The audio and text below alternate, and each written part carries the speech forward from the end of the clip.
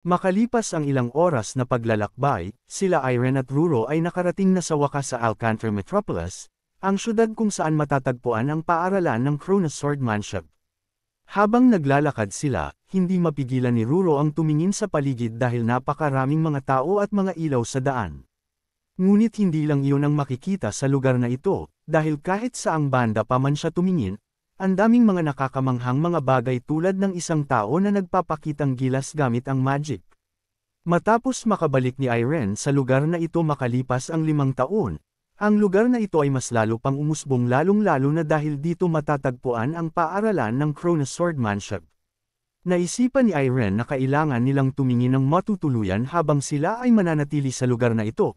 Nagsuggest naman si Ruro na tumuloy sila sa isang magandang popahan na may mapormang signage.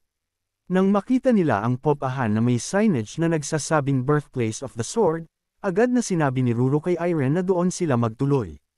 Hindi naman humangal si Irene, ngunit dahil gusto pang maglibot-libot ni Ruro, nagpaalam muna siya kay Irene na aalis muna siya at babalik na lang mamaya. Nang makapasok si Irene sa popahan, hindi niya inaasahan na napakalawak at napakaraming tao sa lugar na ito. Gayunpaman, hindi mapalagay si Irene dahil parabang ang mood sa lugar na ito ay napaka-intense. Dahil nang tignan niya ang mga tao na nasa kanyang paligid, napansin niya na karamihan sa kanila ay mayroong mga sandata sa kanilang mga tagiliran na parabang isa silang mga mandirigma. Ngunit hindi lang iyon ang napansin ni Irene simula nang siya ay pumasok sa lugar na ito. Iniisip niya kung mali ba siya ng pinili na lugar dahil karamihan ng mga tao ay pinagmamasdan siya. Bago pa man maipagpatuloy ni Irene ang kanyang paglalakad, bigla na lang siyang hinarang ng isa sa mga tao na nanunuluyan sa lugar na ito. Mayroon siyang nakakatakot na mukha at tinanong ng kaina-hinalang lalaking ito kung si Irene ba ay bisita ng Cronus Swordmanship katulad niya. Hindi naman ito itinanggi ni Irene, sinabi niyang nandito siya dahil isa siyang bisita ng Cronus Swordmanship. Gayunpaman, gulong-gulo ang isipan ni Irene dahil paano nalaman ng lalaking ito na ito ang kanyang layunin sa pagpunta dito. Ngunit sa hindi inaasahang pangyayari, biglang nagsitawanan ang mga tao sa kanilang paligid, dahil sa kanilang isip, kung sino-sino na lang ang hinahayaan nilang pumunta sa lugar na ito. Ang tao na nasa tabi ni Irene ay binalaan siya, sinabi niya kay Irene na kahit sinong tao maaaring subukan ang kanilang swerte ngunit mas makakabuti kung hindi masyadong taas ang tingin niya sa kanyang abilidad. Ngunit para sa ibang mga tao na nasa lugar na ito, ayaw nilang may mga mahihinang tao dahil mas lalo pang damadami ang pila.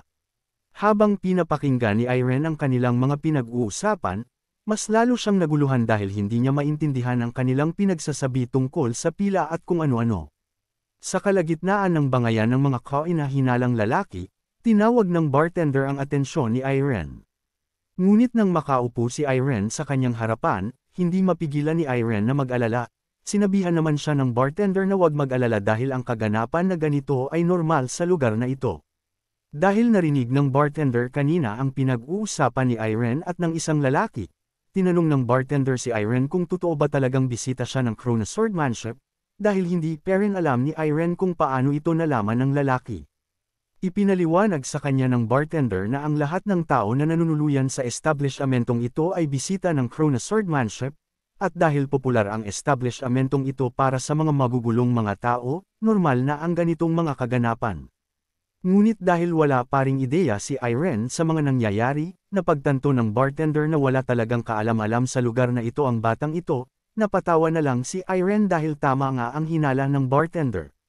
Ang hindi alam ni Irene, ang paaralan ng Cronus Swordmanship ay isang pangarap ng mga taong tinatawag na swordsman, maaring dahil sa reputation ng paaralang ito, madaming mga bisita na may mga espada ay nagsidagsaan.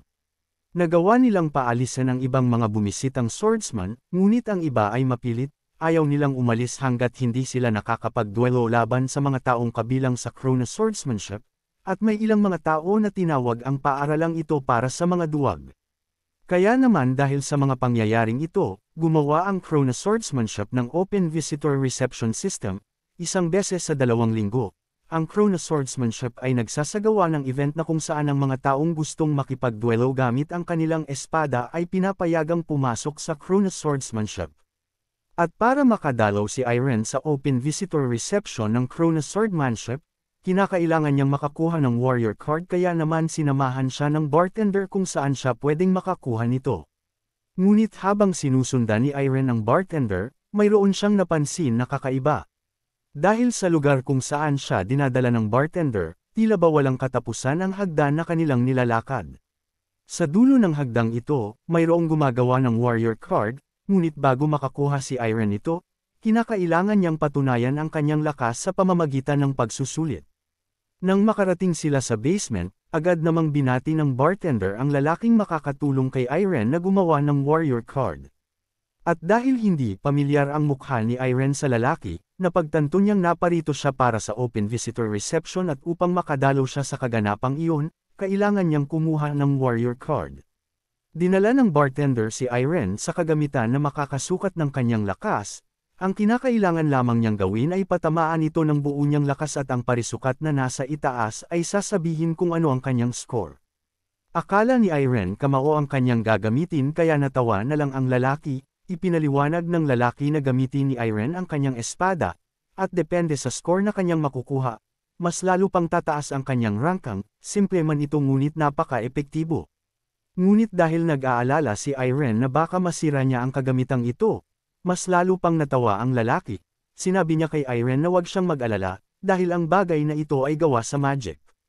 Napangiti naman si Irene nang marinig niya ito, dahil kung tama man ang sinasabi ng lalaki, maaari niyang gamitin ang buo niyang puwersa sa pag-atake dito. Habang abala si Irene sa paghahanda, pinag-usapan ng dalawang lalaki si Irene dahil tila ba hindi siya isang mukhang swordsman. Nagpustahan silang dalawa sa maaring makuha na score ni Irene, at dahil hinuhusgahan nila si Irene nang walang kaalam-alam kung ano talaga ang kakayahan niya. Nagtawanan silang dalawa dahil iniisip nila na mababa lang ang makukuha ni Irene na score at hindi siya makakapasa kaya naman hindi niya makukuha ang kanyang warrior card na kinakailangan para sa open visitor reception. Bago pa man magsimula, napansin ng dalawa na walang hawak si Irene na espada kaya sinabi nila sa kanya na maaari siyang pumili sa mga espada na nasa tabi. Ngunit nang sabihin ni Irene na hindi niya ito kailangan, laking pagtataka ng lalaki kung anong pinagsasabi ni Irene. Ang hindi nila alam, ang bata na kanilang minamaliit ay may kakayahan na gumamit ng mystic arts, at dahil dito kaya niyang mag-summon ng espada sa kanyang mga kamay. Hindi makapaniwala ang dalawa sa kanilang nakikita, biglaan na lang may lumitaw na espada sa kamay ng batang ito. Dahil hindi kinakailangan ni Irene na magpigil, binabalak niyang gawin ang buo niyang makakaya kaya't nagsimula siyang mag-meditate bago magpakawalay ng pag-atake. At nang imulat niya ang kanyang mga mata, itinaas niya ang kanyang mga kamay para magsagawa ng pag-atake. Dahil seryosong-seryoso si Irene, pinigilan niya ang kanyang paghinga at gamit ang buong muscle sa kanyang mga kamay, hinawakan niya ng mahigpit ang espada. At inihampas ito sa kagamitan para masukat ang kanyang lakas. Ang dalawang lalaki na binal ahurang si Irene kamakailan lang ay hindi makapaniwala sa kanilang nakita, hindi nila inaasahan na ang batang ito ay may ganitong klaseng lakas para sa kanyang edad. Samantala, masaya naman si Irene sa kanyang nagawa, lalong-lalo na dahil ang kagamitan na nakakapagsukat ng kanyang lakas ay hindi nasira matapos niyang hampasin ito ng kanyang espada na napakalakas. Hindi natiis ng bartender ang kanyang curiosity, kaya't lumapit siya kay Irene at kanyang tinanong kung paano niya pinalabas ang espada patungo sa kanyang mga kamay. Ipinaliwanag ni Irene na ito ay dahil sa mystic arts, ngunit nang mawala ang espada sa mga kamay ni Irene, nagulat muli ang dalawang lalaki nang makita nila itong nawala na parang bula. Dahil hindi alam ni Irene kung paano gumagana ang makina, tinanong niya ang dalawang lalaki kung ang kanyang nagawa ay okay na. Ngunit nang tingnan ng dalawang lalaki ang marka na nakuha ni Irene, nagulantang sila dahil ang marka ni Irene ay labis-labis pa sa kanilang inaasahan. Ang marka na nakuha ni Irene ay lagpas pa sa kinakailangan na marka para makapasa. Ngunit, dahil ang maaari lang nilang maibigay na warrior card kay Irene ay silver dahil ito pa lamang ang una niyang beses na kumuha ng ganitong pagsusulit, humingi sila ng tawad sa kanya, pero para kay Irene, masaya na siya dahil nakita niya kung gaano kalakas ang kanyang puwersa. Matapos ang pangyayaring iyon, bumalik na si Irene sa kanyang tinutuluyan upang magpahinga, at dahil nakabalik na rin si Ruru sa kanyang pamamasyal agad naman itong ipinakita ni Irene sa kanya. Habang abala si Ruru sa paglilinis ng kanyang katawan, si Irene naman ay excited nang dumating ang susunod na araw. Dahil bukas na bukas, pupunta na sila sa Cronus Swordmanship at hindi na siya makapaghintay na makita muli si Judith. Sa sumunod na araw, habang ang dalawa ay naglalakad patungo sa Cronus Swordmanship, mayroong napansin si Ruro na mga kalalakihan na sa ibang direksyon papunta. Ipinaliwanag ni Irene sa kanya na ang mga taong iyon ay nasa lugar na ito para makilahok sa open visitor reception na gaganapin sa lugar na ito. Nang marinig ito ni Ruro, naging curious siya kung ano ang kaganapang ito, kaya inanyayahan niya si Irene na manood sila. Gustuhin mang tumanggi ni Irene, ngunit nang makita kung gaano kakintab ang mga mata ni Ruro, hindi niya siya natanggihan. Dahil dito, sa halip na diretso silang pumunta sa Cronus Swordsmanship, sila ay napaurong at sumunod sa mga lalaki na makikilahok para open visitor reception. Nang dumating sila sa lugar kung saan gaganapin ang open visitor reception, puno ang stadium ng mga taong may dala-dalang mga espada. Kahit si Ruro na hindi isang swordsman ay excited sa kanilang matutunghayan. Ngunit nang lumabas ang isang batang swordsman mula sa Cronus Swordsmanship upang makipaglaban sa mga open visitor, sila ay lubos na nadismaya dahil iniisip nila na ang bata ay hindi kayang tapatan ang kanilang mga lakas. Nang marinig ito ni Irene, siya ay tumingin upang makita kung sino ang kanilang tinutukoy. Ngunit nang makita niya ang taong tinutukoy nila, napangiti na lang si Irene. Dahil ang kanilang tinutukoy ay si Lance, isa sa mga kaklase ni Irene noong siya ay nag-aaral sa Cronus Swordsmanship. Ngunit ang Lance na kanyang nakilala noon ay hindi na may kukumpara sa Lance ngayon, dahil sa nakalipas na ilang taon, mas lalo pang tumangkad si Lance. Ikinuwento ni Irene kay Ruro na ang taong nasa gitna ng stadium ay isa sa mga naging kaklase niya dati sa Cronus Swordsmanship. Natuwa naman si Ruro, base sa kanyang nakikita, mukhang malakas si Lance. Hindi naman ito itinanggi ni Irene, dahil nang sila ay nasa paaralan pa lamang ng Cronus Swordsmanship, isa si Lance sa mga may matataas ang rangko. Nang makarating si Lance sa stadium, agad naman siyang nagpakilala sa mga taong makikilahok sa open visitor reception. Sinabi niya na siya ang kanilang makakalaban sa araw na ito, isang opisyal na trainee galing sa gintong henerasyon. Ngunit nang marinig ng mga open visitor na isang trainee ang kanilang makakalaban at hindi isang graduate ng Cronus Swordsmanship, sari-saring reakayan ang kanilang ipinakita, karamihan sa kanila ay dismayado dahil iniisip nila na mahina si Lance. Ipinaliwanag ni Lance sa kanila na siya ang ipinadala dahil kailangan niya ng karanasan sa pakikipaglaban sa mga taong nasa labas ng Cronus Swordsmanship. Ngunit kung hindi parents sila okay dito, sinabi ni Lance na kung siya ay matatalo kahit isang beses lamang, tatawag siya ng mas nakatataas sa kanya para siya ay palitan.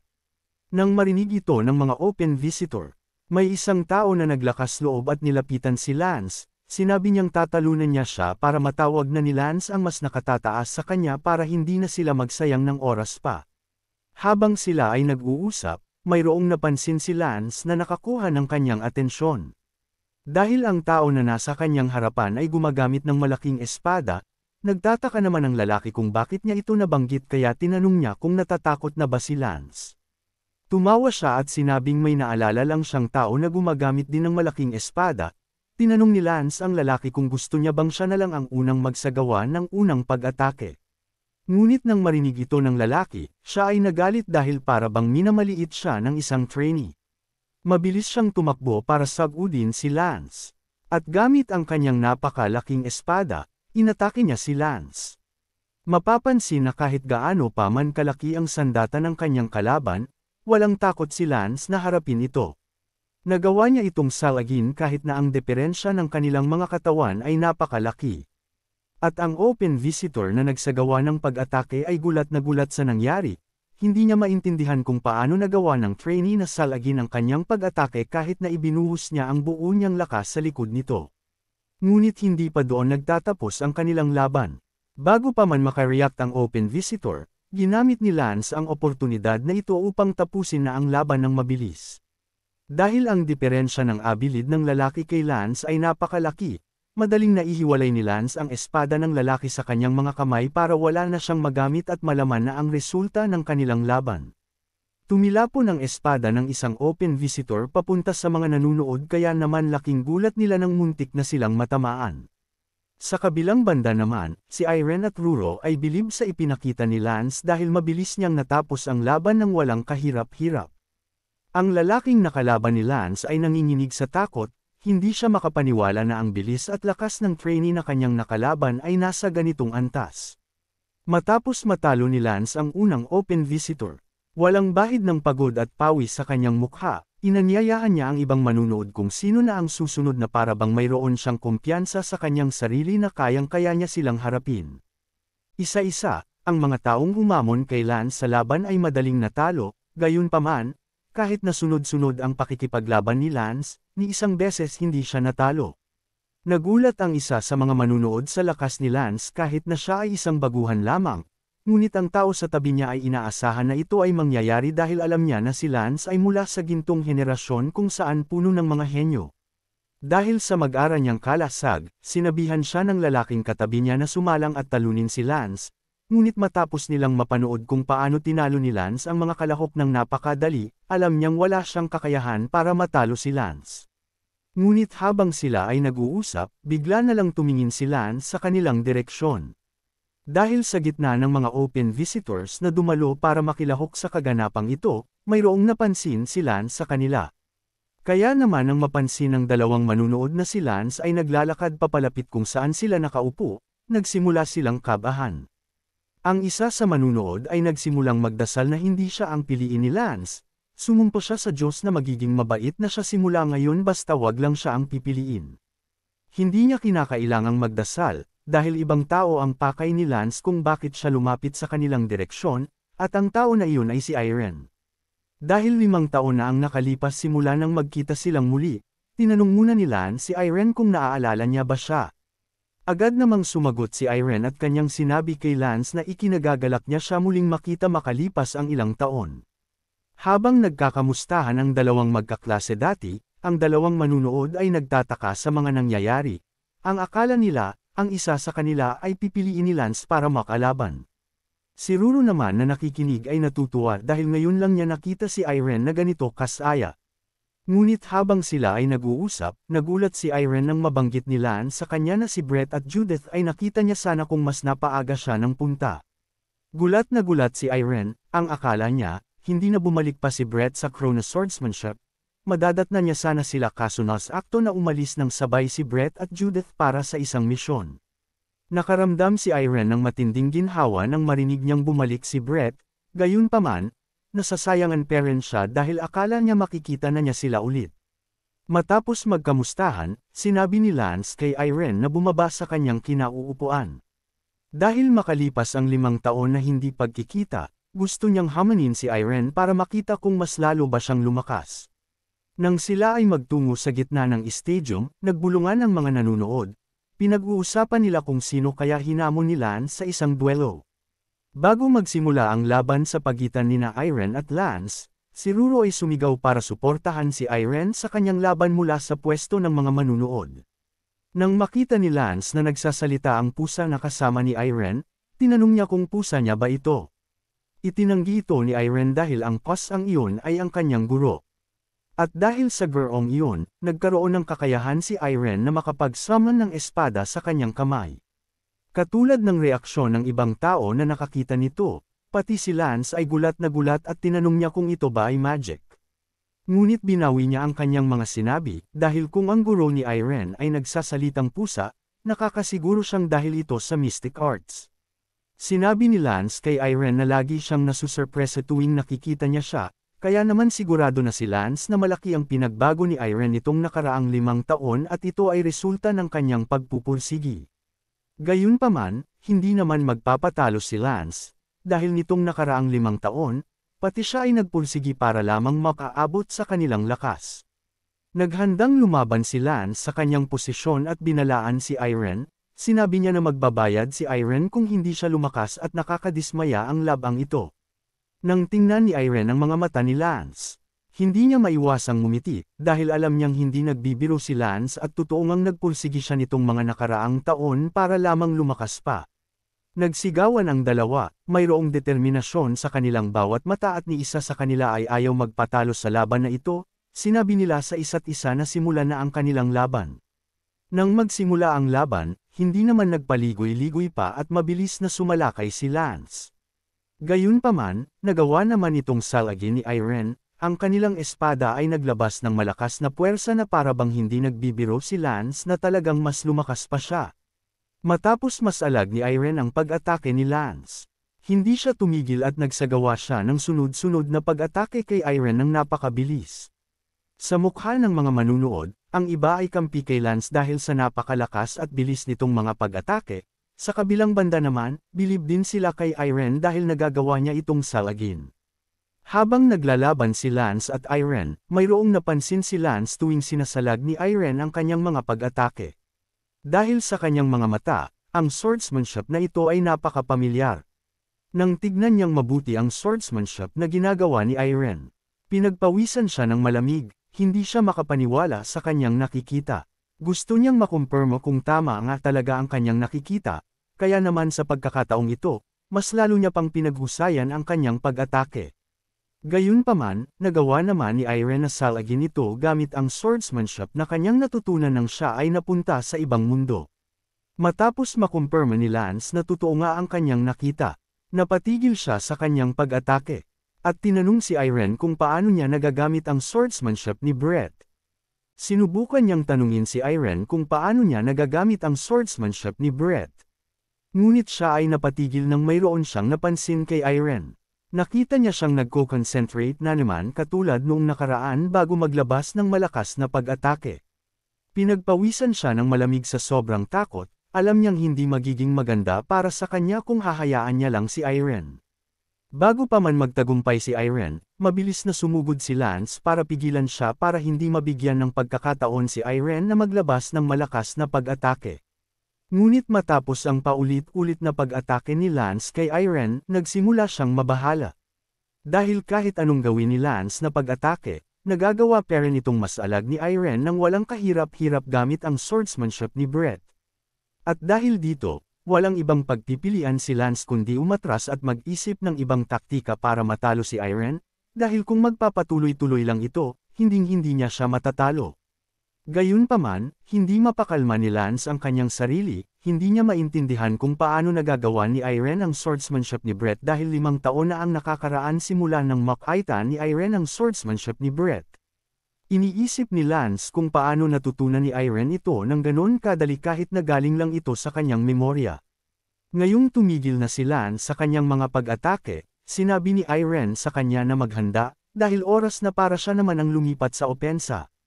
Tumalon si Irene patungo kay Lance at sinabi niyang siya naman ngayon ang aatake. Ngunit sa pagkakataong ito, sa halip na ang swordsmanship parent ni Brett ang gamitin ni Irene, ginamit niya ang swordsmanship ni Judith na nakapokus sa lakas.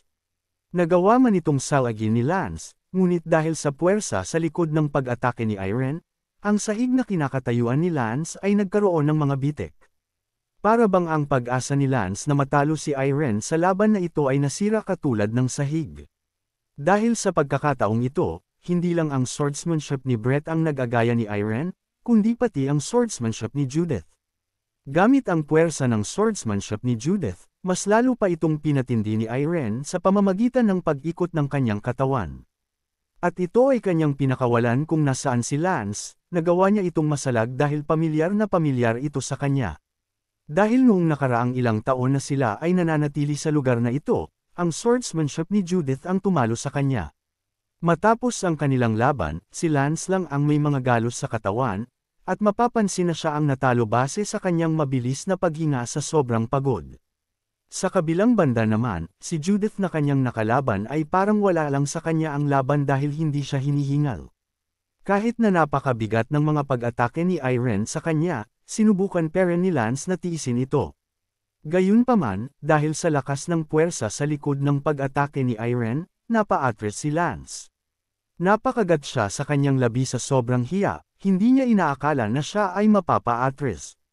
Lalong-lalo na dahil mataas ang kumpiyansa niya sa kanyang depensa, at ngayong wala na sila Brett at Judith sa lugar na ito, may kumpiyansa siya sa kanyang sarili na hinding-hindi na siya matatalo pa.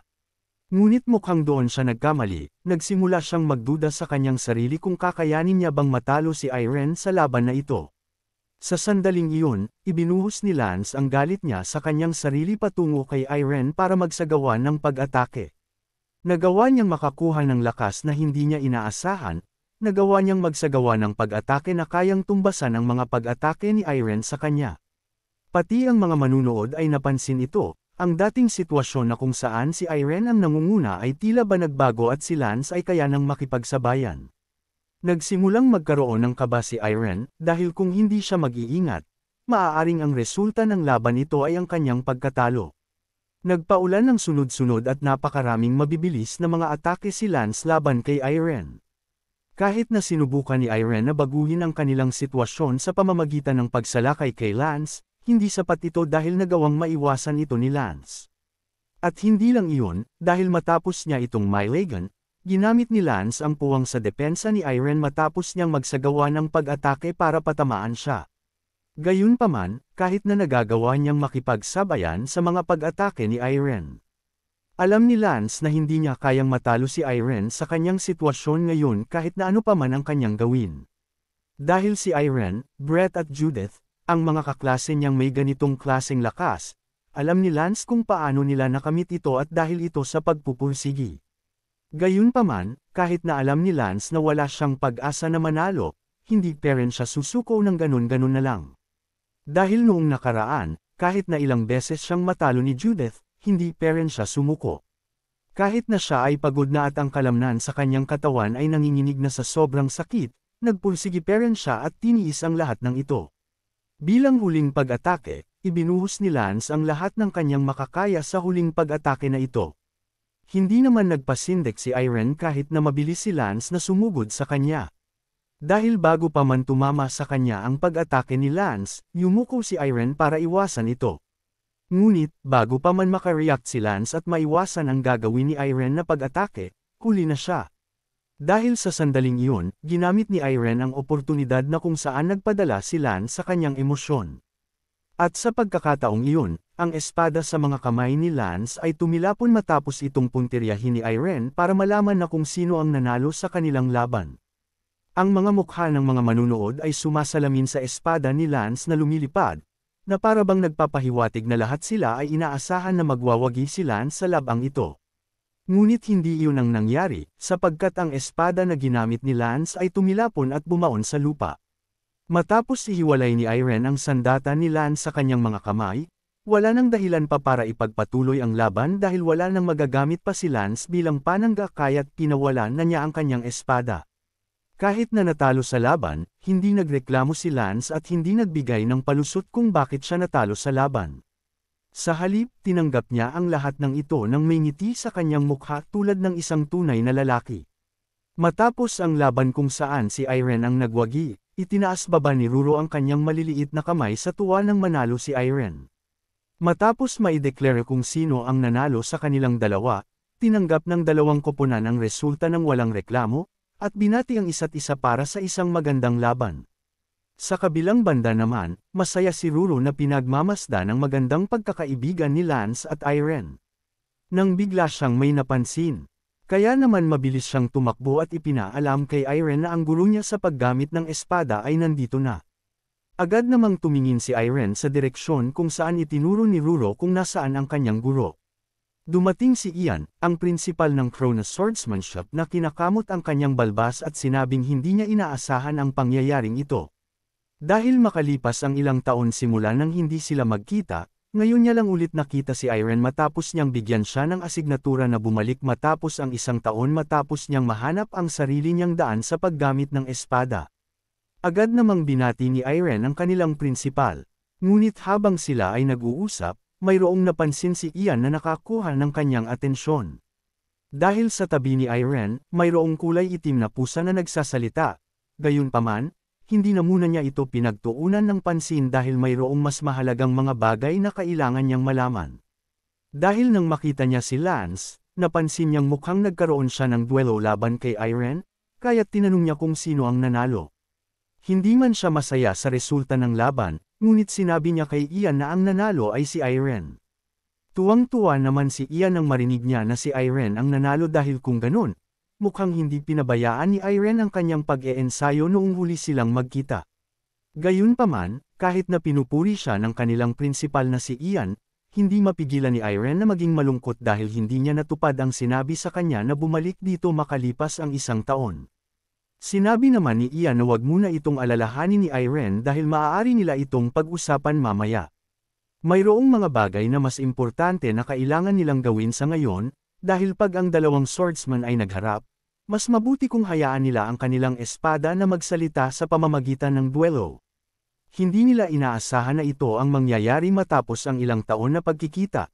Sa kabilang banda naman, excited na si Ruro na makita ang lakas ng guro ni Irene sa laban. Tinanong niya si Irene kung hindi ba siya pagod sa laban nila ni Lance kanina, dahil sigurado siya na wala siyang disipolo na ganito kaina. Ang mga manunood ay na-curious sa pagdating ng prinsipal ng Cronus Swordsmanship, dahil base sa kanilang mga naririnig, ang taong ito ang pinakamahusay na swordsman sa buong kontinente.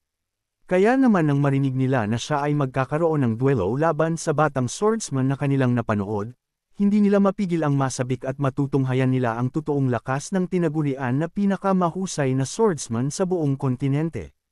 Gayunpaman, kahit na alam ni Irene na wala siyang kakayahan na matalo si Ian sa kanilang duelo, hindi niya tinanggihan ang hamon ng kanilang prinsipal. Mapapansin sa mga mata ni Irene na desidido siyang gawin ang buo niyang makakaya, ngunit, para kay Ian na matagal ng swordsman at marami ng karanasan, hindi siya masisindik ng isang katulad ni Irene na nagsisimula pa lamang. Alam ni Irene na wala siyang kalaban-laban kung hindi niya gagamitin ang kanyang buong puwersa, kaya naman sa umpisa pa lamang, nagseryoso na agad-agad si Irene. Gayunpaman, ang pag-atake niyang ginawa ay madali lamang nasalag ng prinsipal na si Ian kahit na ang kanyang isang kamay ay nasa kanyang likuran. Pati ang pangalawang pag-atake ni Irene ay madali lamang nasalag ng parang wala. Matapos makipagsagupaan ng espada kay Irene, wala pang ilang minuto ang nakakalipas ngunit mayroon nang napansin si Ian.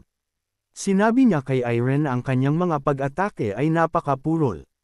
Nagpamalas siya ng mga sunod-sunod na pag-atake kay Irene, sinabi niya na dapat niyang gamitin ang lakas mula sa ganitong banggaan para madagdagan ang lakas at bilis ng kanyang mga pag-atake. Dahil kung patuloy siyang gagamit ng tuwid na mga atake, ang lahat ng kanyang mga pag-atake ay madaling mahuhulaan at madali itong mababasa ng kanyang kalaban na parang isang libro. Ngunit nang si Ian ay maglunsad ng mas malakas pa na mga atake, nagawa ni Irene na harangin ito gamit ang swordsmanship ni Brett. Napansin naman ni Ian na ang swordsmanship na ginamit ni Irene sa sandaling iyon ay ang swordsmanship ni Brett. Iniisip ni Ian na nakakawili itong makita lalong-lalo na dahil nagagamit ito ni Irene nang walang problema. Gayunpaman, marami pa ring kulang si Irene, dahil matapos niyang masalag ang pag-atake kanina gamit ang swordsmanship ni Brett, ang kanyang paggalaw ay naantala at nakalusot si Ian papunta sa kanyang tabi nang hindi niya inaasahan. Sinuwerte naman si Irene, dahil bago pa man tumama sa kanya ang sorpresang pag-atake ni Ian.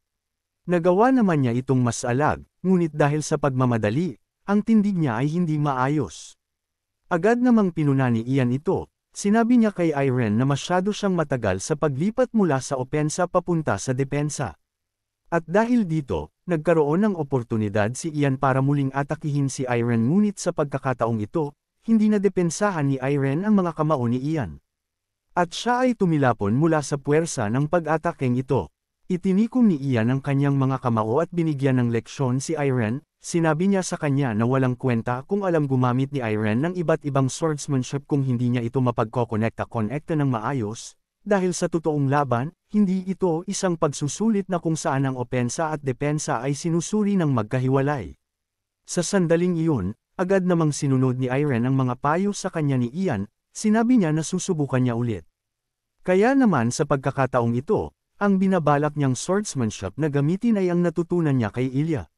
Base sa tindig ni Irene, mayroon ng ideya si Lance kung ano ang binabalak ni Irene. Mula sa dulo ng espada ni Irene, nagkaroon ng malakas na pagbagso ng hangin. Hindi makapaniwala si Lance sa kanyang nakikita, hindi lang ang swordsmanship nila Judith at ang Brett ang kayang gamitin ni Irene kundi pati na rin ang swordsmanship ng pamilyang Lindsay na tinatawag na Sword of the Sky. Gayunpaman, nang ito ay pakawalan ni Irene patungo kay Ian, nagawa naman niya itong ilagan at paikliin ang distansya nilang dalawa. Dahil nakalusot si Ian at nagawa niyang lapitan si Irene nang hindi niya napansin, nagawa niya muling patamaan si Irene ng kanyang espada na parabang ang lahat ng mga atake na inilunsad ni Irene ay walang kabuluhan. Pinuri siya ni Ian, sinabi niya na hindi na ganun kasama para kay Irene na magawa ang ganitong pag-atake, ngunit may kulang pa rin dito, gayunpaman mas mabuti na ito kumpara sa mga pag-atake ni Irene kanina.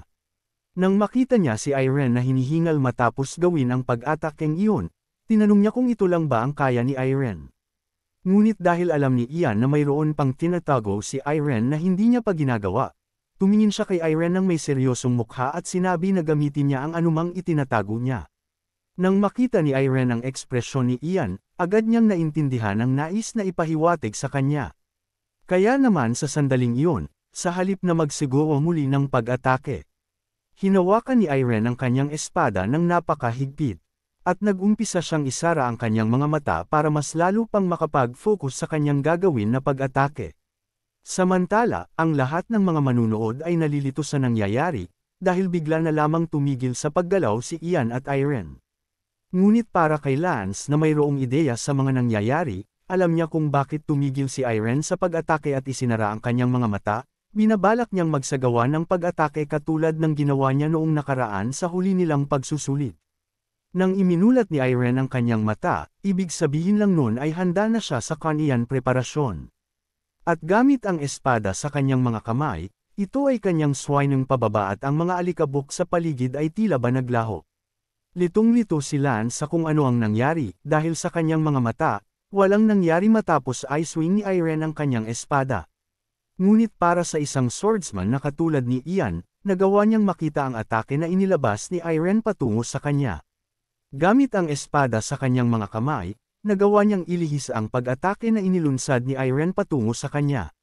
Kumpara noon, ang atake na ginawa ni Irene ngayon ay hindi maaaring ihambing sa kanyang ginawa 5 taon na ang nakalilipas. Ang pinsala ay mas malaki at ang upuan ng mga manunood ay halos nasira sa isang atake na ito. Hindi makapaniwala si Lance sa kanyang nakita, tila ba walang nangyari kanina ngunit bigla na lang nagkaroon ng malaking alon na pag-atake na nagdulot ng napakalaking pinsala. Ngunit hindi lang ito ang gamulat sa mga manunood. Dahil kanilang natunghayan ang teknik na ang mga swordsmaster lang ang nakakagamit. At ang teknik na iyon ay ang Aura Sword, hindi pinaplanong gamitin ito ni Ian, ngunit wala siyang pagpipilian dahil hindi niya pwede itong ilagan dahil mayroong mga manunood sa kanyang likuran. Muli niyang pinuri si Irene sa kanyang ipinamalas, hindi mapigil ang mapangiti ni Ian, dahil sa pagkakataong ito, nahanap na rin ni Irene sa wakas ang sarili niyang daan sa paggamit ng espada. Hindi naman ito itinanggi ni Irene, gayunpaman, mayroon pa rin siyang pinuproblema. Ngunit nagulat siya nang banggitin ni Ian sa kanya na ang problema ni Irene ay tungkol sa kanyang nag-aalinlangan na puso. Humingi ng patawad si Ian sa mga manunood at mga open visitors dahil sa oras na ito, ititigil na muna nila ang mga kaganapan. Tumalikod siya at sinabihan si Irene na sumunod sa kanya, dahil matapos nilang mag-usap gamit ang kanilang mga espada, oras na para sila ay mag-usap gamit ang mga salita. Matapos ang mga pangyayaring iyon, nagtungo sila sa opisina ni Ian para mag-usap, ngunit, mayroong isang hindi kilalang tao sa silid na iyon.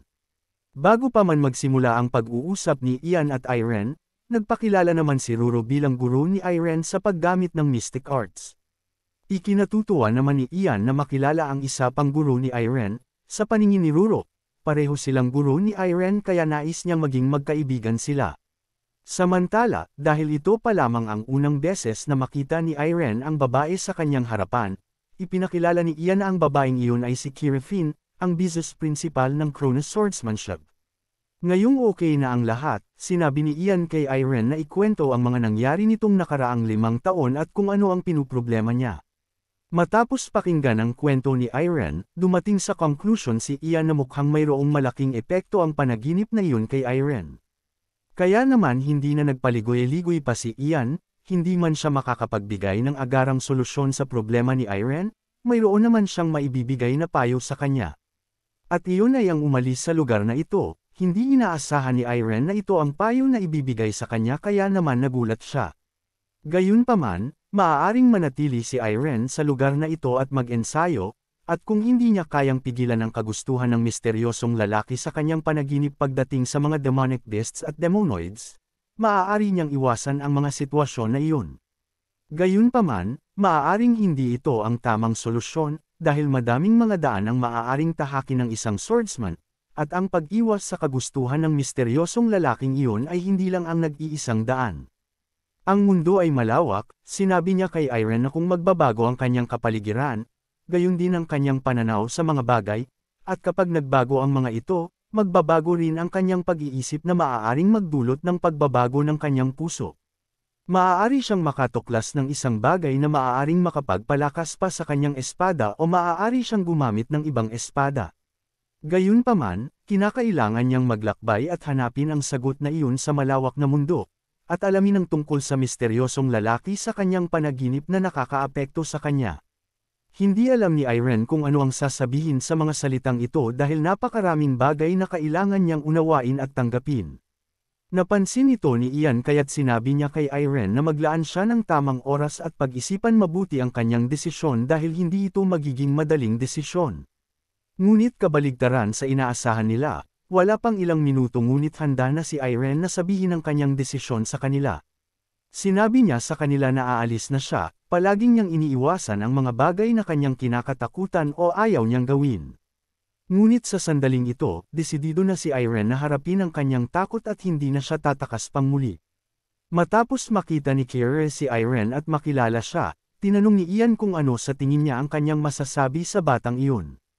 Base sa kanyang nakita sa batang iyon, mukha siyang talentado at napakatapat na bata, gayunpaman, para sa kanya, hindi niya matatawag na isang swordsman si Irene. Tinawag ni Ian si Kira na napaka-prangka tulad ng dati, ngunit magkaiba sila ng tingin kay Irene. Dahil para kay Ian, kinakailangan lang nilang bigyan ng oras ang batang iyon at mahahanap niya din ang sagot sa kanyang mga katanungan. Sa sumunod na araw, bago umalis si Irene sa Cronus Swordsmanship para sa kanyang paglalakbay, nagpaalam siya kay Lance dahil hindi siya mananatili sa Cronus Swordsmanship. Tinanong ni Lance si Irene kung siya ba ay pupunta sa kanluran dahil doon din nagtungo sina Brett at Judith, nagtaka naman si Irene kung anong meron doon. Kaya ipinaliwanag sa kanya ni Lance na ang 5 kingdom sa West ay kilala sa kanilang mga espada, mayroon din silang maraming paaralan at arena ng labanan. Dahil sa impormasyon na sinabi ni Lance, napagdesisyonan ni Irene na magtungo din sa kanluran kung saan nagtungo sina Brett at Judith. Matapos magbigayan ng pamamaalam sa isa't isa, muling naghiwalay ng landas ang dalawang dating magkaklase. Ngunit habang naglalakad palayo, biglang napatigil si Lance. Na para bang may gumugulo sa kanyang isipan, lalong-lalo na dahil sa kanyang mga nasaksihan kanina sa laban ni Irene at ng kanilang prinsipal na si Ian. Nang biglang may tumawag sa pangalan niya at nakakuha ng kanyang pansin. Ang taong tumawag sa kanyang pangalan ay ang vice-principal na si Kira. Napansin niya na may gumugulo sa isipan ni Lance kaya't binigyan niya siya ng payo, na huwag hayaan ni Lance ang kanyang inferiority complex na lumunin siya. Sinabi niya sa kanya na harapin ito, lumago, maging matatag, bumangon muli, at ipagpatuloy ang kanyang pagpupursigi tulad ng lagi niyang ginagawa. Nang marinig ito ni Lance, hindi niya mapigil ang maging emosyonal, dahil para bang ang lahat ng kanyang paghihirap ay hindi lang napunta sa wala at mayroong mga tao na kumikilala sa kanyang sakripisyo. Siya ay napangiti dahil kahit na mukha siyang napag-iiwanan ng mga kaibigan niya. Mayroon pa ring tao na naniniwala sa kanya katulad ng vice-principal na si Kira kaya naman laking pasasalamat niya sa kanya. Nang makaalis sila Irene at Ruru sa Cronus Swordsmanship, bago sila magtungo sa kanluran, mayroon siyang napansin na nakakuha ng kanyang atensyon. Mayroong nilalang na gumagapang sa sahig, nagmamakaawa siya kay Irene at humihingi ng pagkain dahil 1 linggo na siyang hindi kumakain. Ngunit nang makita niya ang mukha ni Irene, napangiti siya dahil pamilyar sa kanya ang batang ito, tinanong si Irene ng orc kung naaalala ba niya siya. Sinabi niya kay Irene na siya ang orc na nagsabi sa kanya tungkol sa kanyang kapalaran 5 taon na ang nakakaraan. Nang marinig ito ni Irene, naalala niya na ito ang orc na nagbigay sa kanya ng sulat noon, dahil sa itsura ng orc na tila ba nangangailangan ng tulong, pumayag si Irene na tulungan siya sa pagkakataong ito. Nang makarating sila sa restaurant, mukhang totoo ang sinabi ng orc na hindi siya kumain sa loob ng 1 buong linggo base sa kung gaano kabilis niya kinain ang pagkain. Para sa isang tulad ni Ruru na pala kaibigan, nagdududa siya sa orc na ito kung hindi ba siya delikado kaya't tinanong niya si Irene kung mapagkakatiwalaan ba siya, sinabi naman ni Irene kay Ruru na wag siyang mag-alala dahil hindi masamang tao ang orc na ito. Habang pinag-uusapan nilang dalawa ng patago ang orc sa kanilang harapan, iniisip ni Irene na baka maaaring makatulong ang orc na ito tungkol sa kanyang panaginip dahil sa mensahe na ibinigay niya sa kanya noon. Matapos ubusin ng orc ang malabandukong pagkain, tinawag ni Ruru siyang walang hiya dahil umaasta siyang parang kaibigan ni Irene kahit na ang ginawa niya lamang ay basahin ng isang beses ang kapalaran ni Irene. Sinabi ng orc kay Ruru na wag na siyang magalit, at bilang kapalit nito, binigyan niya ng suhol si Ruru ng bola na gawa sa kahoy. Mukhang epektibo naman ang ibinigay niyang suhol kay Ruru dahil nang mahawakan ni Ruru ang bola na ito, ikinuskos niya ito sa kanyang mukha dahil sa dala nitong amoy. Dahil nasolusyonan na ng orc ang hindi pagkakaintindihan nila ni Ruru, oras na para si Irene naman ang makatanggap ng kapalit para sa niliber niyang pagkain. Dahil wala ng pera ang orc na si Cobharo para bayaran si Irene, sinabi niya sa kanya na babasahin niya na lang ang kanyang kapalaran kapalit ng pagkain na ibinigay niya. Ngunit matapos niyang sabihin kay Irene na babasahin niya ang kanyang kapalaran, ang una niyang hula na mayroong puno ng persimmon kung saan nakatira si Irene ay mali. Nang marinig ni Ruru na mali-mali ang hula ni Cobharo, sumingit siya dahil mukhang peke ang orc na ito. Sinabi niya kay Cobharo na kung totoo talagang marunong siyang bumasa ng kapalaran, sinabi ni Ruru sa kanya na subukan niyang basahin ang kanyang kapalaran. Ngunit nang sabihin ni Cobharo kay Ruru na gustong-gusto niya ng isda na tinatawag na salmon, mas lalo pang nagduda si Ruru dahil walang pusa ang may ayaw ng isda. Tumawa naman si Cobharo, sinabi niya sa kanila na mukhang kinakailangan na niyang magseryoso dahil baka isipin nilang peke talaga siya. Matapos niyang magseryoso, ang kanyang mga mata ay lumiwanag. At kanyang sinabi kay Irene na mukhang ang kanyang mga bitbit sa kanyang puso ay mas lalo pang bumigat kumpara noon. Nang marinig ito ni Irene, agad na tumindig ang kanyang balahibo sa katawan dahil hindi siya makapaniwala na nahuhulaan na ni Cobharo ang kanyang problema.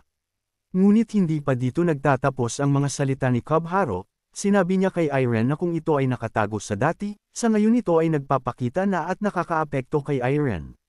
Nakikita ni Cobharo na mayroong matibay at mabigat na bakal na nakatusok sa dibdib ni Irene kaya't iniisip niya na ito ang dahilan kung bakit nahihirapan si Irene sa ngayon. Ngunit hindi lamang iyon, ang mas masahol pa ay hindi si Irene ang naglagay nito roon, at ang taong naglagay nito ay walang kaugnayan kay Irene. Nang marinig nila kung gaano kahusay at tagmang-tugma ang mga sinasabi ni Cobharo, sila ay naguluhan kung paano niya ito nakayang sabihin ng eksakto. Habang inaabot ni Cobharo ang isang bagay mula sa kanyang bag, ipinaliwanag niya na hindi niya tinitingnan si Irene bilang isang manghuhula ng kapalaran, sa halip, tinitingnan niya siya bilang elementalist. Bagaman hindi siya may kukumpara sa kahusayan ng mga magagaling na elementalist, sapat na ang kanyang kakayahan para makilala ang ganitong hindi natural na bakal na enerhiya. Nalilito si Irene sa kung ano ang ibig sabihin ni Cobharo sa kanyang binabanggit na bakal na enerhiya. Habang naglalagay ng buhangin sa lamesa na kinuha niya mula sa kanyang bag, ipinaliwanag ni Cobharo na naniniwala ang mga elementalist na ang buhay ay binubuo ng 5 magkakaibang elemento. Lupa, bakal, tubig, kahoy at apoy. Ang pagkakaisa ay makakamit sa pamamagitan ng balanse at coexistence ng lahat ng 5 elemento na ito ng sama-sama. Nang marinig ni Irene ito, tinanong niya kung may mali ba sa bakal na enerhiya niya. Sinabi naman ni Cobharo na tama nga ang kanyang iniisip. Katulad ng nasabi niya kanina, ang bakal na nakatusok sa dibdib ni Irene ay ginugulo ang balanse ng 5 elemento. At dahil hindi ito matatanggal ni Irene, sinabi ni Cobharo na ang solusyon lamang dito ay kinakailangan niya ng pagkakaisa.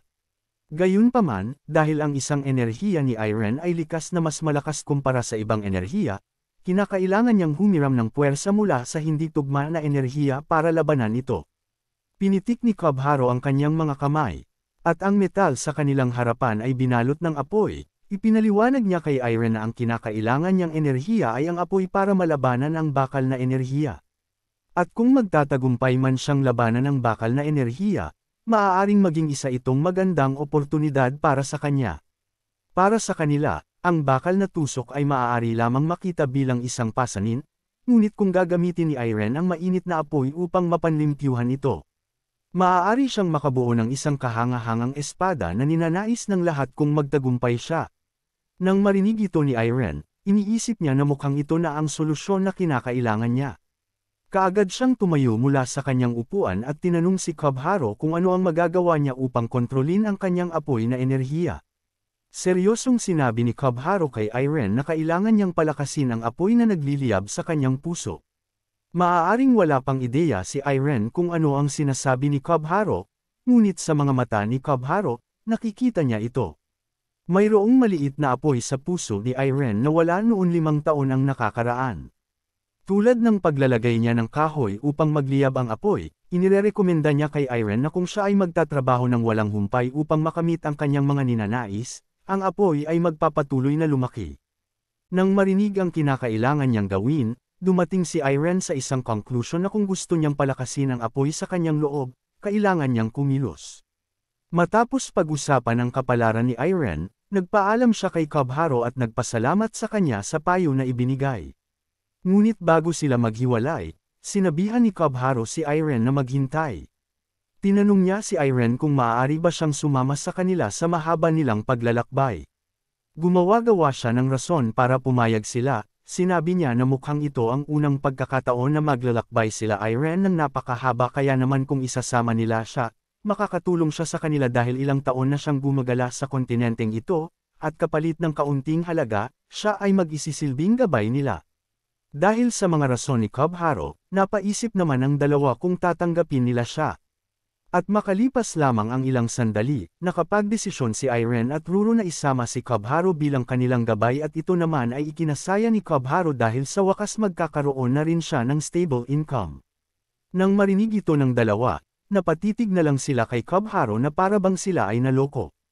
Nang makita ni Kobaru ang kanilang mga reaksyon, nagbigay siya ng ibang dahilan. Sinabi niya na ito ay isang napakabihirang pagkakataon na makita ang pag-unlad ng isang magiting na batang may potensyal ng malapitan, ang pagiging bahagi ng gayong proseso ay tiyak na magiging kapaki-pakinabang. Ngunit hindi naniniwala si Ruru sa kanyang mga pinagsasabi, binalaan niya si Kobaru na kung hindi niya gagawin ng maayos ang kanyang trabaho, hindi siya makakakuha ng kahit isang sentimo mula sa kanila. Habang naglalakad patungo sa kanluran ng kontinente, sinabi ni Kobaru kay Irene ang tungkol sa lungsod ng Derinko. Sinabi niya na nandito na ang lahat ng kanilang hahanapin pa, mula sa mga dwarfs na may talento pagdating sa pagiging isang panday. At sa pamamagitan ng paghinto doon bago nila marating ang 5 kingdom sa kanluran, sinabi ni Kobaru na ito ay makatutulong kay Irene sa maraming paraan. Ngunit para kay Ruru, iniisip niya na hindi ito makatutulong kay Irene dahil hindi niya kailangan ng bagong espada, dahil sa pamamagitan ng mystic arts, maaari siyang tumawag ng espada patungo sa kanyang mga kamay. Ipinaliwanag ni Kobaru na hindi sila pupunta doon upang kumuha ng mga bagong kagamitan lamang, dahil para sa kanya, magiging kapaki-pakinabang para kay Irene ang makita ang mga dwarfs na iyon na itinuturing bilang pinakamahuhusay pagdating sa pakikitungo sa apoy at bakal. Ang makita ang isang mainit na apoy na tumutunaw sa isang solidong block ng bakal para maging isang bola. At pagkatapos ay pagmasdan ng bola na iyon na maging isang espada, iniisip ni Kobaru na ang pagmasid ng proseso na iyon. Gamit mismo ang mga mata ni Irene ay makakatulong sa kanya sa pag-aaral kung paano kontrolin ang apoy sa loob ng kanyang puso. Nang marinig ni Ruru ang paliwanag ni Kobaru, sumang-ayon siya sa sinabi nito. Katulad ng mga mystic, gumagamit din sila ng parehong paraan sa kanilang pagpapalakas ng kanilang mga kakayahan, ang pagkakaroon ng makatutuhanang imahe sa isipan habang nagnanais ng isang bagay ay epektibo. Matapos alalahanin kung paano magawa ang isang espada, pinayuhan ni Ruru si Irene na gamitin ito sa kanyang mental training. Dahil sumang-ayon ang guro ni Irene na si Ruru sa sinabi ni Kobaru na maaaring makatulong ito sa kanya, sumang-ayon siya na sundan ang sinabi nila at pumunta sa lungsod na tinatawag na Derinko. Habang sila ay naglalakbay patungo doon, mayroon silang nakita na 2 landas, at bilang gabay, sinabi ni Kobaru na magtungo sila sa landas na nasa kanan dahil ito ang shortcut. Nang makarating sila sa isang maliit na bayan bago makarating sa lungsod ng Derinko, nakita ni Irene at Ruru kung gaano kahusay na gabay si Kobaru. Matapos ang matagal na pagtawaran, nagtagumpay rin sa wakas si Kobaru na pababain ang presyo ng kanilang tutuluyan, at ngayong may matutuluyan na sila, sinabi niya kay Irene at Ruru na ilagay ang kanilang mga gamit sa kwarto dahil may alam siyang kainan sa lugar na ito na napakasarap. Nang makarating sila sa restaurant upang kumain, nakipagtawaran na naman si Kobaharu sa mga empleyado upang bigyan sila ng mga libreng pagkain. Sinabi niya sa kanila na sila ay palaging kumakain dito kaya't karapat-dapat na makatanggap sila ng mas magandang pagtrato. Matapos nilang kumain ng hapunan, bumalik na sila sa kanilang tinutuluyan. At dahil maaga pa ang gabi, kinulit-kulit naman ni Ruru si Kobaharu na magkwento sa kanila. Pumayag si Kobaharu at kanyang tinanong si Irene kung alam niya ba ang mga 10 tao na pinakamalakas sa kontinente, ngunit dahil ilang taon na napunta si Irene sa ibang mundo dahil sa mystic arts, ang kilala niya lamang ay si Ian, ang prinsipal ng Cronus Swordsmanship. Dismayado naman si Kobaharu nang marinig niya ito, dahil bilang isang swordsman, napakakaunti ng kaalaman ni Irene pagdating sa mga bagay na may kinalaman sa kanya. Ipinaliwanag ni Kobaharu na sa mga henerasyon, ang pinakamalalakas sa kontinente ay nagmumula lahat sa 5 kingdom sa Kanluran at Holy Kingdom, ngunit ang isa na Samire sa tradisyon na ito at naging kakaiba ay walang iba kundi si Ian, ang prinsipal ng Cronus Swordsmanship. Isa din dito ang kapitan ng mga puting knight mula sa Holy Kingdom na si Julius Hull, ang kapitan ng mga pulang knight na si Rigoberto Clark. At ang 5 mga pangunahing pamilya ng mga swordsman kasama si Joshua Lindsay, pati na rin ang makapangyarihang mandirigmang orc na si Kar Akom. Ngunit nang marinig ni Irene na dapat itong tawagin na 11 pinakamahusay sa kontinente dahil kasama si Ignet sa mga maituturing na swordsmaster sa kontinente, siya ay nabigla dahil ang pangalang ito ay ang pangalan ng swordsman na tumalo sa nakatatandang kapatid ni Ilya. Samantala, nagtataka si Ruru dahil napansin niyang mayroong nawawala dahil nang bilangin niya ang mga taong binanggit ni Kobaharu, may kulang na isa sa kanila. Sinabi ni Kobaharu na tama si Ruru, hindi niya alam kung ito ay dahil sa pag-angat ni Ian bilang pinakamalakas na swordsman sa kontinente. Ngunit, para kay Kobaharu, mayroon siyang iba pang opinyon, dahil para sa kanya, si Kun ang mas malakas. Ngunit nang marinig nila ang tao na tinutukoy ni Kobaharu ay naging isang swordsmaster sa edad na 70, sila ay nabigla dahil si Kun ay talagang determinado na maging isang swordsmaster sa taon na iyon. Karamihan ng mga tao na kilala si Kun ay pinuna siya at pinagtawan dahil sa kanyang pagiging matigas ang ulo, naiintindihan naman ito ni Kobaharu dahil sino ba naman ang magpupumilit na maging isang swordsmaster hanggang maging 7 gulang. Gayunpaman, hindi tumigil si Kun at naging isa siyang swordsmaster sa taon na 70, at ngayong siya ay nasa edad na 70, tinatawag na siya ng iba na pinakamalakas sa kontinente. Dahil sa pangyayaring ito, nagkaroon ito ng epekto hindi lang sa mga swordsman kundi pati na rin sa ibang mga tao. Sa halip na asarin si Kun tulad ng iba, para kay Irene, inisip niyang nakakabilib si Kun.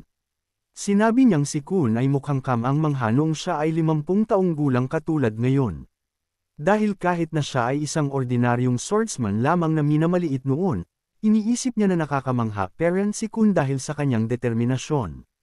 Sigurado si Irene na mayroon pang mga nakamamanghang mga tao na tulad ni Kun sa buong mundo, mga taong hindi pa nakikilala ngunit patuloy pa rin sa kanilang ginagawa kahit na nakatatanggap sila ng mga pagmamaliit at batikos mula sa iba. Habang pinapakinggan ni Kobaharu sa kanyang mga sinasabi, hindi niya maiwasang ngumiti. Dahil kumpara sa ibang mga tao, imbes na kutsain ang mga taong tulad ni Kun, sinabi ni Irene na bilib siya sa kanila. Kahit na isang swordsman si Irene, ang mga pag-iisip niya ay hindi limitado lamang sa kanyang espada, at siya ay may kakayahang tingnan ang mga kwento mula sa mas malawak na pananaw. Kinabukasan, ipinagpatuloy nila ang kanilang paglalakbay, sinabi ni Kobaharu na kapag nakalampas sila sa mga bundok na ito, sila ay makakarating na sa Daringko. Ngunit nang marinig ni Irene na mayroong mga tulisan sa daan at hindi sila makakadaan ng mag-isa, siya ay nagsimulang mangamba. Ngunit, sinabi ni Kobaharu sa kanya na huwag mag-alala, dahil ang kailangan lamang nilang gawin ay sumabay sa grupo ng mga mangangalakal. Nang ipakita ni Irene ang kanyang warrior card sa namumuno ng grupo ng mangangalakal, agad naman siyang pinayagan na sumali dahil ang warrior card na dala ni Irene ay silver. Ang kulang na lang ay si Kobaharu. Nang makabalik siya, sinabi niya na pinayagan din siyang sumama dahil bilang manghuhula. Sinabi niya na siya ay sumisimbolo bilang swerte at kahit anong grupo ay handa siyang tanggapin kung gugustuhin niya. Habang sila Irene at Ruru ay nakaupo habang naghihintay sa pag-alis ng kanilang grupo, mayroon silang narinig na nakakuha ng kanilang atensyon. Hindi nila inaasahan na makakakita sila ng batang babae sa grupo ng mga ngalakal at nag-aalok siya na linisin ang mga kagamitan ng mga sundalo kapalit ng pera.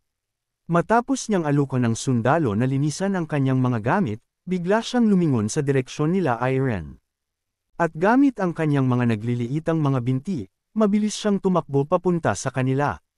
At nang makarating siya sa lugar kung saan nagpapahinga sina Irene at ang kanyang mga kaibigan, biglang huminto ang batang babae sa pagtakbo gamit ang kanyang mga paa. Tinuro niya si Ruro, tinatawag itong isang cute na nagsasalita na pusa. Para bang hindi kakaiba ang kanyang ginawa kanina dahil bigla na lang niyang ipinakilala ang kanyang sarili na abot langit ang ngiti, sinabi niya na tawagin nila siyang Anya. Inalok niyang linisan ang mga kagamitan nila Irene kapalit ng pera, ngunit mabilis naman itong tinanggihan ni Irene dahil hindi niya kinakailangan ito sa ngayon. Agad namang tinanggap ni Anya ang pagtanggi nila Irene, sinabi niya sa kanila na maaari nila siyang tawagin kung mayroon man silang kailangan ngunit kinakailangan nilang magbayad kung sakali. Ngunit habang paalis ang misteryosong batang babae na iyon, mayroong napansin si Irene kaya naman tinanong niya kung nakikita din ba ito ni Ruro. Sinabi naman ni Ruro kay Irene na tama nga ang kanyang hinala, na ang babaeng iyon ay isang mystic tulad nila.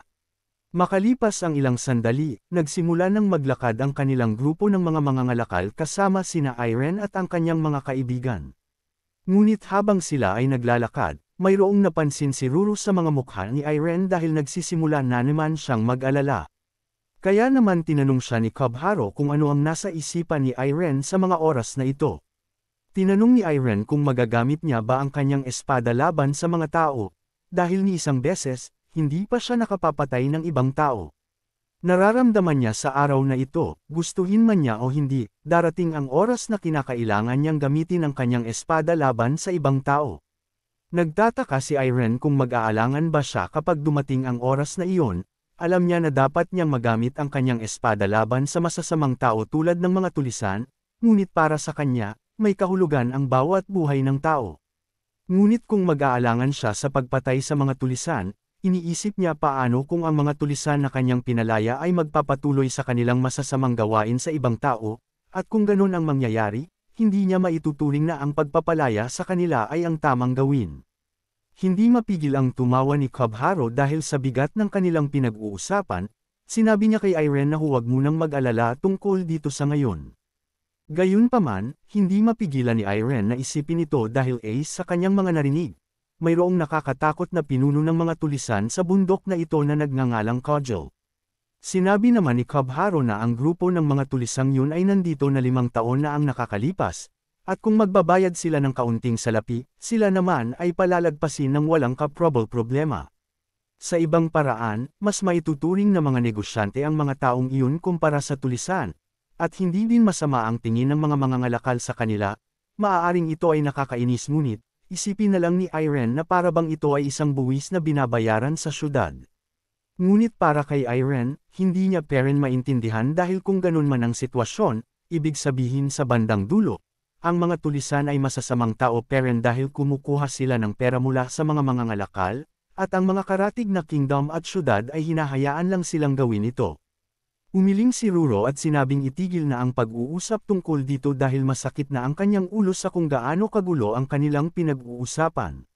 Samantala, sinabi ni Cobharo na ganito lang talaga gumana ang mundo, may mabuti at masama, tama at mali, at hindi maraming bagay ang maaaring ilagay lamang sa iisang kategorya.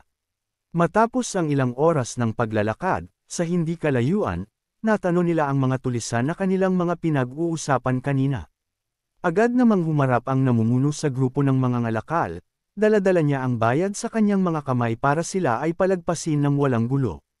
Ngunit taliwas sa kanilang inaasahan, imbes na sila ay palampasin, sinigawan sila ng mga tulisan na hindi sila maaaring lumagpas at iwan ang lahat ng kanilang mga kagamitan. Sa mga oras na iyon, kinabahan si Cobharo dahil ang kanyang mga sinabi kanina ay hindi nagkatotoo at mukhang magkakaroon ng sagupaan, laban sa puwersa ng mga mangangalakal at tulisan.